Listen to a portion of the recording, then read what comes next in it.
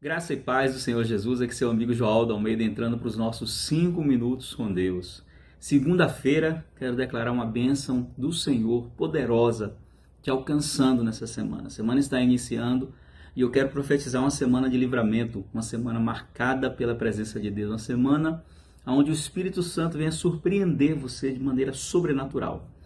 Receba que essa semana vai ser uma semana onde você vai ser surpreendido pela graça e pelo favor de Deus. E que o Senhor proteja você, sua casa, e te torne imune pelo sangue de Jesus.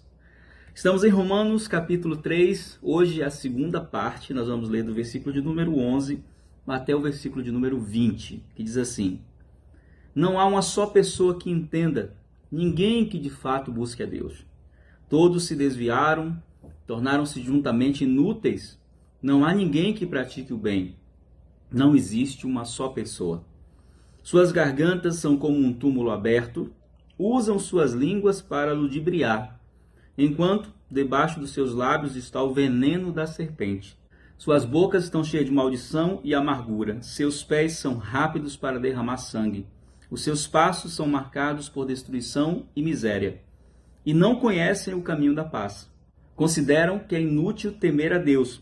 Ora, sabemos que tudo o que a lei diz, diz aos que estão sob o domínio da lei, para que toda boca se cale e todo mundo fique sujeito ao juízo de Deus.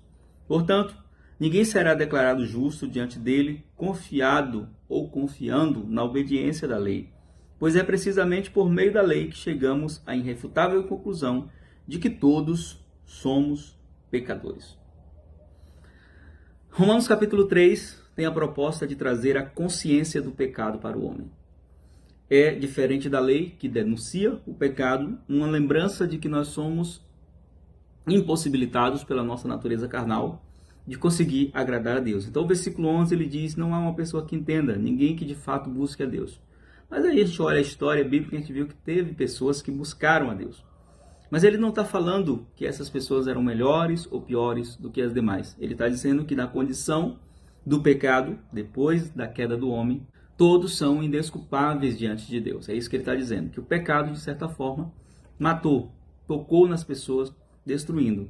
E então, a boca, os pés, os passos, o caminho foi alterado.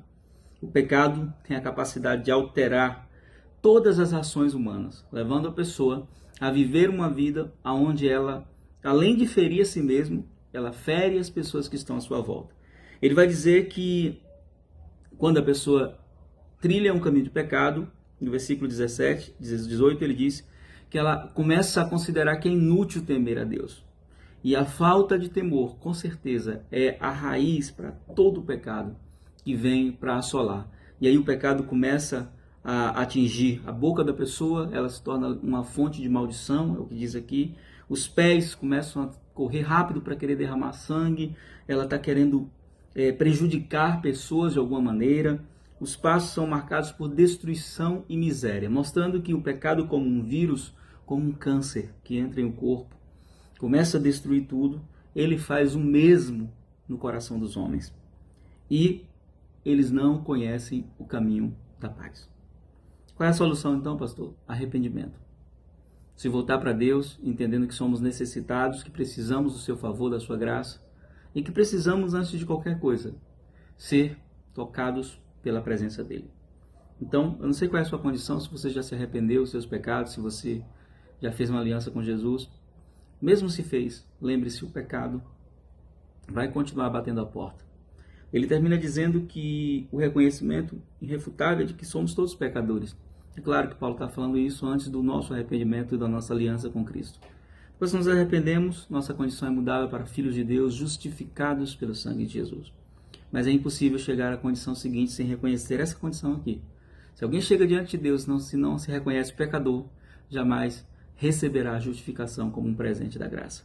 Então que você possa reconhecer todos os dias que você, como alguém que foi lavado do sangue, está de pé pela graça e vai ser sustentado pela graça. E é a graça de Deus que vai nos garantir a eternidade. Deus em Cristo te abençoe. Um beijo no seu coração. Graça e paz.